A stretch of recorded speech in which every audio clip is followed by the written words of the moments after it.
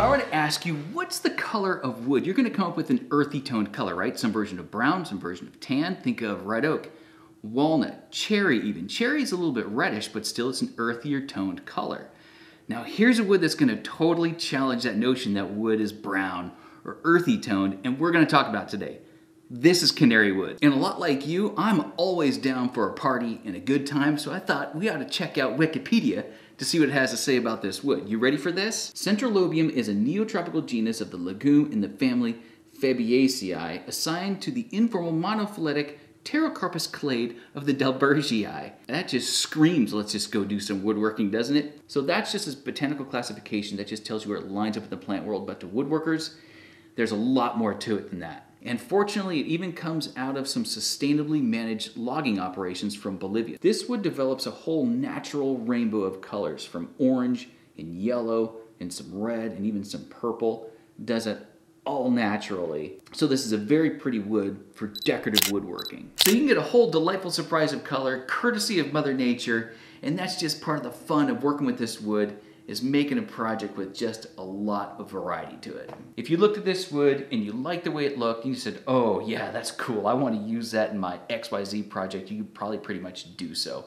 Now I probably wouldn't use this on, say, a deck, probably wouldn't make outdoor furniture with it, but your interior decorative projects, go for it. That includes musical instruments, even furniture, kitchen utensils, jewelry boxes, curio cabinets, etc. You know what else? This wood has got a really sweet scent to it. It might be kind of a placebo effect because of the color, but I think that it sort of smells like cotton candy or something like that. Just kind of a neat effect with this wood. The wood itself is about as tough and as strong as hard maple is. It's got a pretty fine texture, so that means it's going to take a really smooth finish pretty quickly. To demonstrate how nice Canarywood is to machine with power tools and shape with hand tools, I built this really quick serving tray. In just a few moments, I'll show you how that went. But first, I'm going to start with the ending, so to speak, and show you how I finished this using just a couple of really simple ingredients, but it's a method that I've found that preserves the natural, vibrant color of woods like this the best for the longest. And that's just with a couple coats of de-wax shellac, and then topping it off with General Finishes high-performance water-based top coat. Two really easy products to apply. Let me show you how that goes. I like to mix up the shellac in a separate jar and then thin it down with just a little bit of denatured alcohol and mineral oil. This is a totally optional step though. You can use this straight out of the can. I just find it just a little bit easier to apply with it thinned down.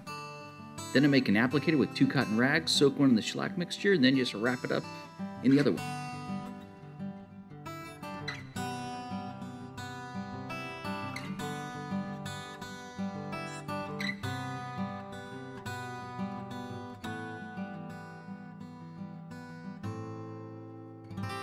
Shellac dries really fast, but it kind of also melts into itself. So the mineral oil keeps things kind of slick, which helps prevent the rag from dragging and causing a lot of streaks. But shellac also happens to be really easy to fix on the fly. You can correct a lot of imperfections as you go too.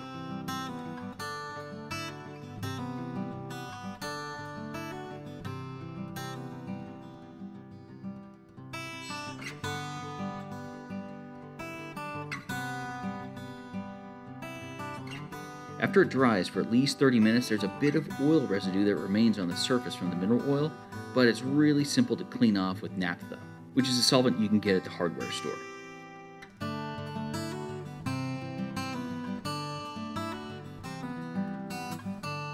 Just to ensure it's good and smooth, I like to scuff it down with a synthetic finishing pad, and then it's time for the water-based top coat.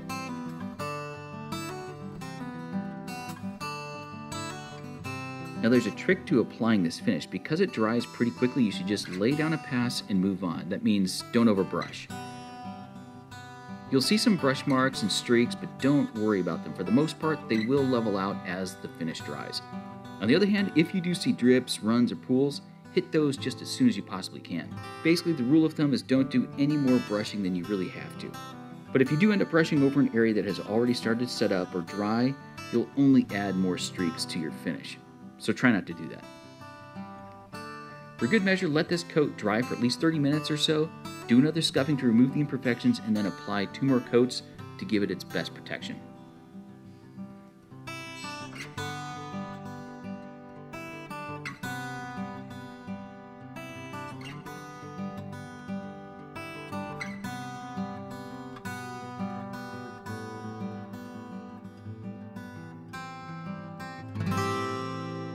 If you want to see how I made this tray, just sit back for a couple moments and I'll take you on that adventure.